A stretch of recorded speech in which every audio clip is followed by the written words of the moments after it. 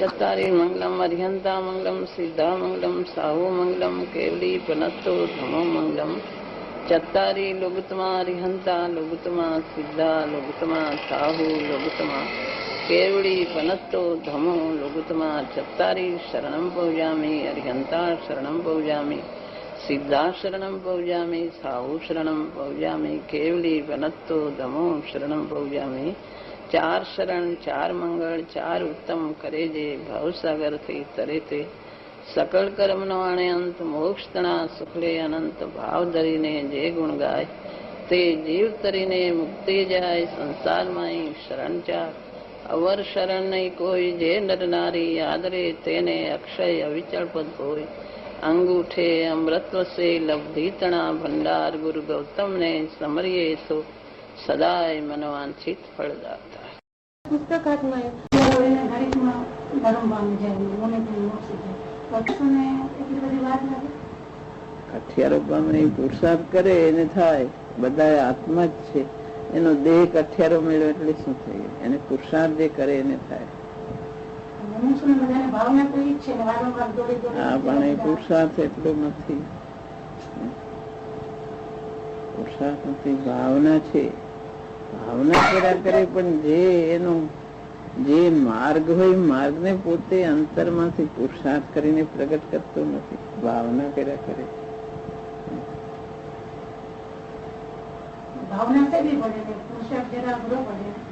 પુરુષાર્થ કરવો પડે છે. જે વસ્તુ છે એ વસ્તુ પ્રમાણે કાર્ય કરવું. ઓલો આવે છે ને કે મને બંધન છે, મને બંધન છે, વિચાર કર્યા કરે. અને બંધન છે કરે, બંધન તૂટતું નથી. બંધન ને તોડે તો બંધન તૂટે છે.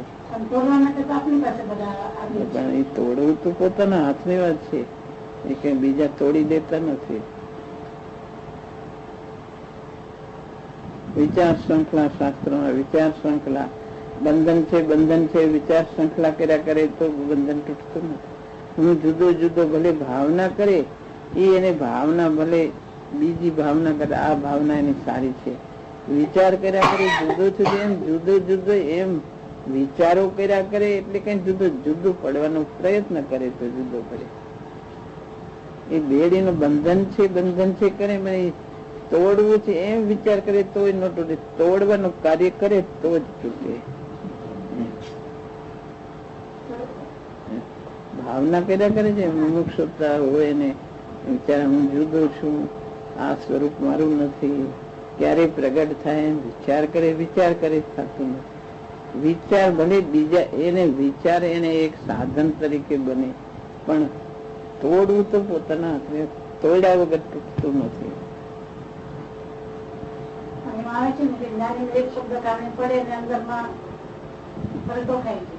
તો ખાઈ જાય પોતાના પુરુષાર્થ. ઉપાદાન પોતાનું છે, પુરુષાર્થ વગર પલટો ખાતો નથી. ઘણી વાર ભગવાન મળ્યા તો પોતે પલટો નહીં, પોતાના પુરુષાર્થ ને ખામીને લઈને. ભગવાન નું નિમિત્ત તો જોરદાર હતું, તો ગુરુદેવ નું નિમિત્ત જોરદાર હતું, પણ પલટો પોતે ખાતો નથી. આવડતું નથી, પોતે એટલી તૈયારી નથી તો આવડે રે જ નથી, પણ પોતે પલટો ખાતો જ નથી. આવો છે એમ વિચાર કરે. એ બેડી તોડવાનું, એને હું જે કામ બેડી તોડું તો જ તૂટે. બેડી થી મૂંઝાયેલો જે હોય એ બેડી તોડવાનો માર્ગ ગોતતા વગર રહેતો જ નથી કે આ બેડી મૂંઝાણો છો એમ કેમ તૂટે. એનો માર્ગ ગમે પૂછી કરીને પોતે નક્કી કરીને ગમે ના સાધનો ભેગા કરીને તોડ્યા વગર રહેતો નથી. ખરો મૂંઝાયેલો હોય છૂટ્યા વગર રહેતો જ નથી. પોતાના એ ખરી અંદરથી પોતાની લાગી નથી, એટલી તાલાવેલી નથી, તીવ્ર લાગે તો પોતે તોડવાનો પ્રયત્ન પોતે જ કરે છે. અત્યારના કામમાં તો બધા મનુષ્યને કેવી એક ભાવના છે કે આપણે આ જ્ઞાન ગુરુદેવ મળ્યા છે, માતાજી મળ્યા છે, તો હવે વારંવાર આપણે એમનો પરિચય કરીએ, વારંવાર એમને આગળ જઈએ, વારંવાર પાસે રહીને લાભ લઈએ, એવી ભાવના છે કે આમ સાંભળવાનું વાંચવાનું બધું કરે. તો હવે આ પલટા થવામાં વિશેષ અંતરમાં એને ધીરું થઈને સૂક્ષ્મ થઈને આગું જવું પડે છે, નથી જતું અનાદિમાં. એ બધું કર્યા કરે છે, એ એને અઘરું પડે છે. જ્ઞાની આમ વારંવાર કે કોઈ એને બધું અમને કરવાનું પોતાને જ છે, જે કોઈ નથી કરી દેતું. મહાદેવ ક્ષેત્ર જેવો યોગ છે અત્યારે અમારા મનમાં, એમાં એક જ કરવા જેવું છે, છતાં એટલું બધું વાર લાગતું. પોતે અંદર વિચારીને જોવે કે પોતે જ ક્યાં પ્રમાદથી રોકાયેલો છે તો પોતાને પકડી શકે એમ છે કે પોતે જ રોકાયેલો છે, કોઈ રોકતું નથી. કોઈ ડોક્ટર એવા ઇન્જેક્શન ભારે દઈએ તો જલ્દી દર્દ મટી જાય છે. આપની વાત એ ઇન્જેક્શન ની પોતાની તો બહારનું પુણ્યદીન છે બધું. તો ઇન્જેક્શન લઈને નોય મટે એવું બને, પણ આ તો ગુરુદેવ નું તો એવું હતું કે જે અંદર કાર્ય કરે ને અસર કર્યા વગર વે જ નહીં, પણ પોતે જ કાર્ય કરે, પોતે કાર્ય કરતો નથી. પોતાની ભૂલ છે, પોતે નથી તૈયાર. કરમ વિચારે કોણ ભૂલી મેરી અધિકારી, પોતાની ભૂલ છે. પોતે કર્મ શું કરે, બહારના સાધનો શું કરે, પોતે જ નથી પલટતો.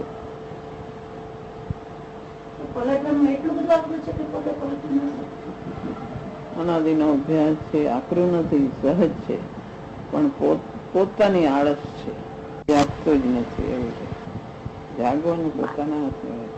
ગુરુદેવની વાણી બધાને જાગૃત કરી દે. તે બધાને રુચિ તો થઈ, પણ પછી પુરુષાર્થ તો કરવાનો પોતાના હાથમાં રહે છે. એમની વાણી એવી હતી કે બધાને રુચિ થઈ જાય, ધર્મ આત્મા તરફની રુચિ પ્રગટ થઈ જાય. આ બધું સંસાર નિસાર છે, આત્મા જ એક સારભૂત છે, એવું બધા કેટલાય જીવોને અંદર રુચિ થઈ જાય. પણ પછી આગળ જવું પોતાના હાથની વાત છે. આપની વાણી પણ એવી જ છે.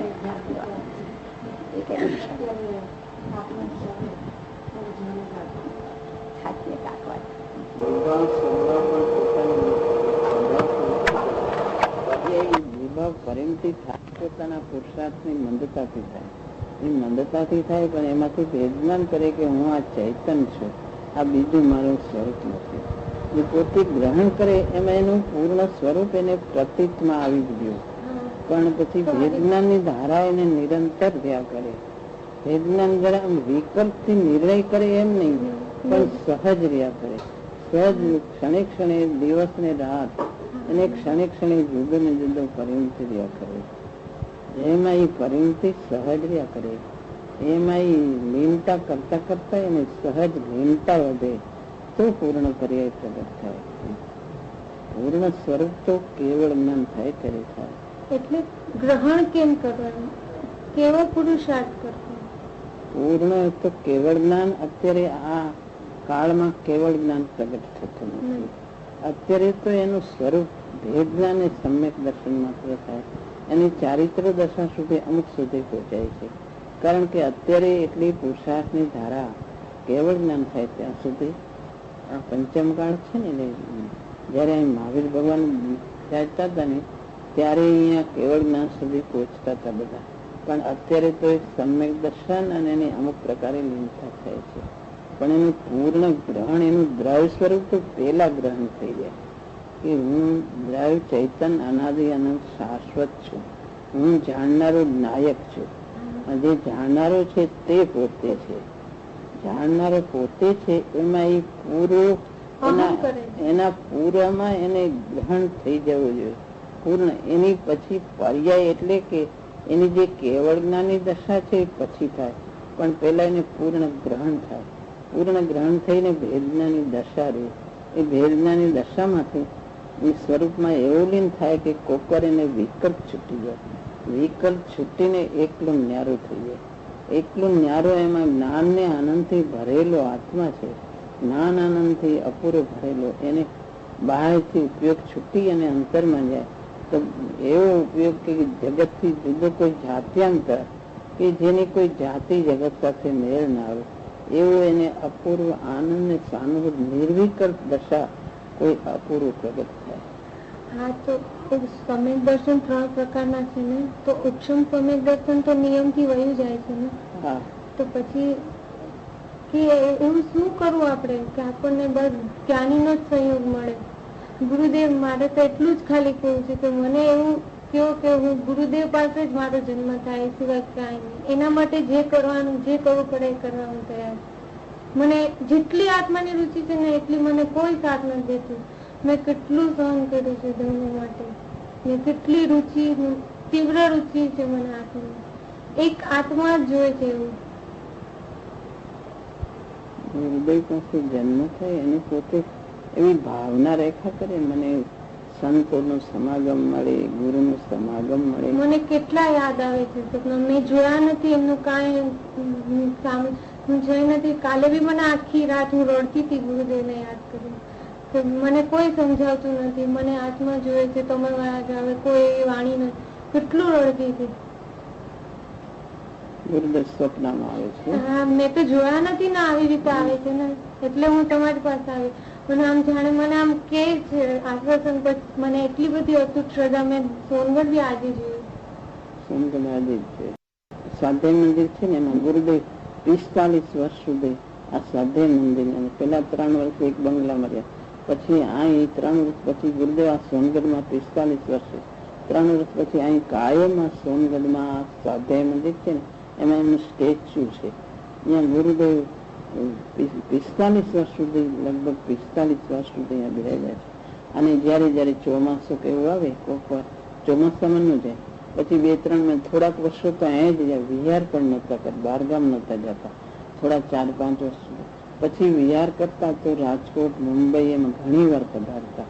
મુંબઈ પધારતા પણ તમને ખબર નહીં હોય. પણ હું જઈ નહીં ને બેન, તો મને શું ખબર કે આ ધર્મ છે કે આમ છે આત્મા. હું તો શ્રીમદ રાજચંદ્ર નું એક વાર પુસ્તક હાથમાં આવ્યું તો મને થયું અરે આવું છે જૈન ધર્મ. પછી ખોજતા ખોજતા કેટલું સહન કરીને દેવલાલીમાં જતી, ધ્યાન કરતી, ત્યાં અંદર ગુફામાં બધાને આ જ પ્રાર્થના કરતી.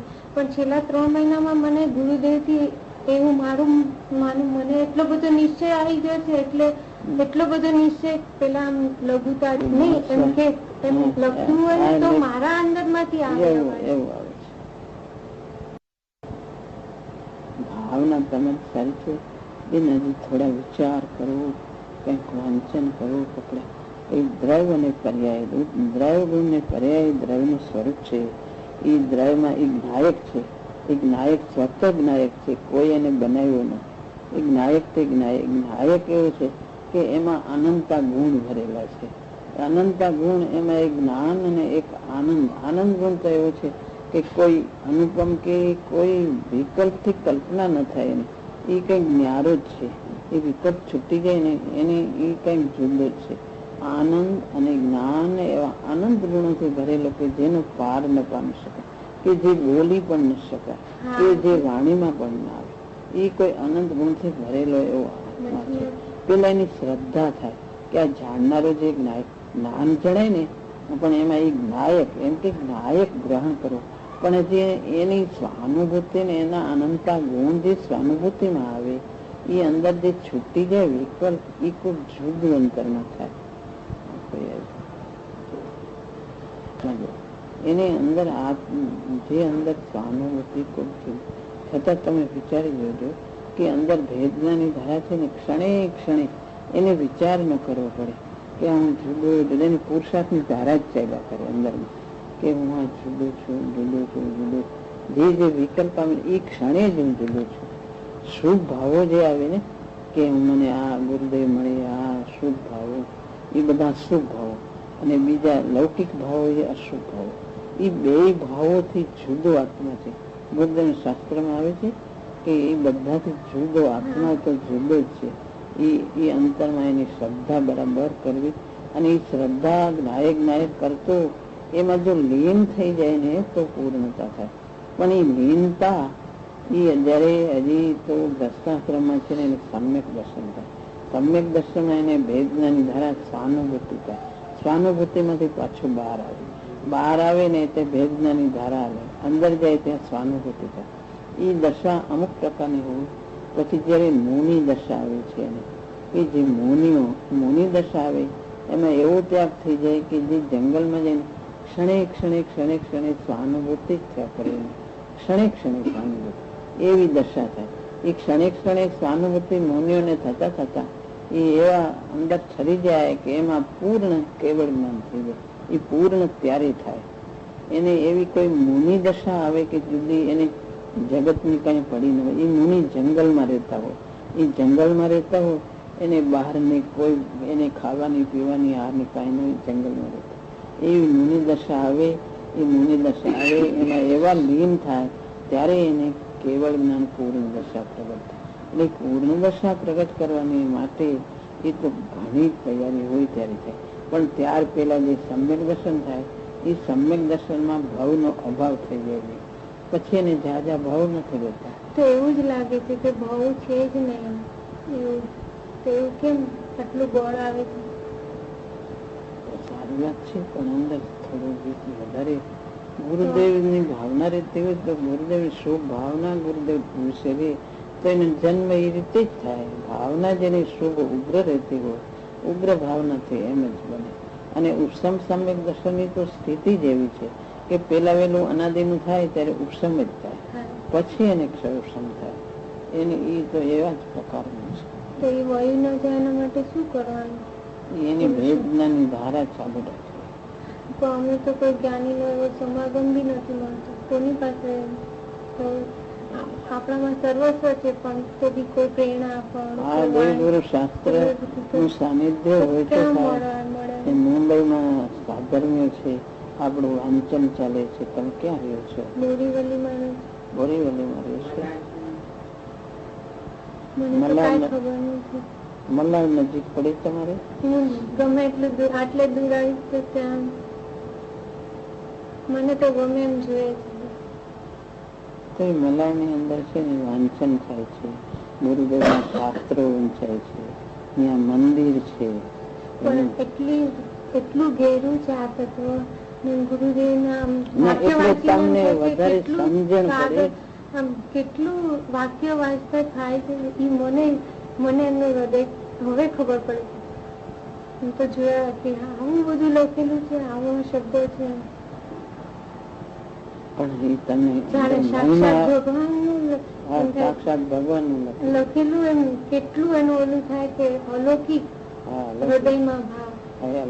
પણ તમારે વધારે સમજવું હોય ને તો મલાણમાં વાંચન થાય છે, ગુરુદેવના શાસ્ત્રો વંચાય છે, ગુરુદેવના પ્રવચનો વંચાય છે.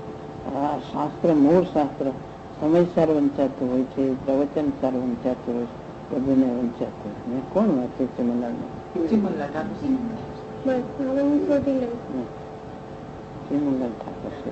એને તમે કઈક પૂછશો તો એ પ્રશ્નનો કઈક જવાબ તમે આપશે.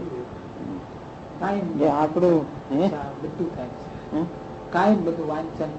વાંચન થાય, ભગવાનનું મંદિર છે, પૂજા થાય, વાંચન થાય, બધું થાય છે. કેટલું ભટકે કાંઈ મળતું નથી. કોઈ જ્ઞાન ક્યાં કેટલી વાખાત બધે ગઈ. કોઈ કે અહીંયા તો અહીંયા જાઓ, અહીંયા તો અહીંયા જાઓ. મુમુક્ષુ છે, ગુરુદેવનું વ્યાખ્યાનો સાંભળ્યા છે, જેને ગુરુદેવનો પરિચય કર્યો છે ઘણો, એવા માણસો ને છે. તમને અહીંયા ખોખો એટલે તમને વધારે ખ્યાલ આવે. તમને શું હોય બીજી કેમ ખબર પડે? હવે તમને શું છે તમારે નક્કી કરવું પડે. નક્કી ચાલતી હોય અને કોઈ કોઈ વાર એને સહાનુભૂતિ પણ થતી હોય. એવું લાગે છે કે આ સ્વાનુભૂતિ આમ ભેદજ્ઞાનની ધારા ચાલે ને તો આમ તમે જેમ કહો છો ને સહજ એવું ચાલ્યા જ કરે 3 મહિના. એના વિભાગમાં આખું દ્રવ્ય આવી જાય કે આ ગુણ છે કે એમ એક એક ગુણ ઉપર દ્રષ્ટિ નહીં, અખંડ અભેદ ઉપર દ્રષ્ટિ નહીં. એમ જ ભેદ નહીં, અખંડ અભેદ. કારણ કે એમ જ વસ્તુ સ્થિતિ છે અંદરમાં, પરિણામ થાય છે. જેમ હીરામાં ચમક થાય એમ વસ્તુ એક છે પણ એમાં પર્યાય જ્ઞાનનું કાર્ય લાવે, ચારિત્રનું કાર્ય લાવે, એ બધા કાર્ય લાવે. પણ હજી જ્ઞાન દર્શન ચારિત્ર પ્રગટ નથી થયા એટલે વિભાવમાં વર્તે છે. જ્ઞાન દર્શન પોતે સ્વભાવ પ્રગટ થાય એટલે સ્વભાવનું જ્ઞાન દર્શન ચારિત્ર સ્વભાવ તરફ પ્રગટ થાય છે, એનું કાર્ય આવે છે. પણ એ ભેદ ઉપર એની દ્રષ્ટિ ન હોય, જ્ઞાનમાં હોય, બધું જાણે ખરો પણ દ્રષ્ટિ તો એક દ્રવ ઉપર જ અભેદ ઉપર હોય. બે સંધિ વચ્ચે પ્રજ્ઞા છીણી પટકવાથી હા, બેની સંધિમાં પ્રજ્ઞાક્ષરી સંધિમાં. એવી સાધન છે ને એ પટકવા પછી ધૈર્યાન થઈ જાય. હા.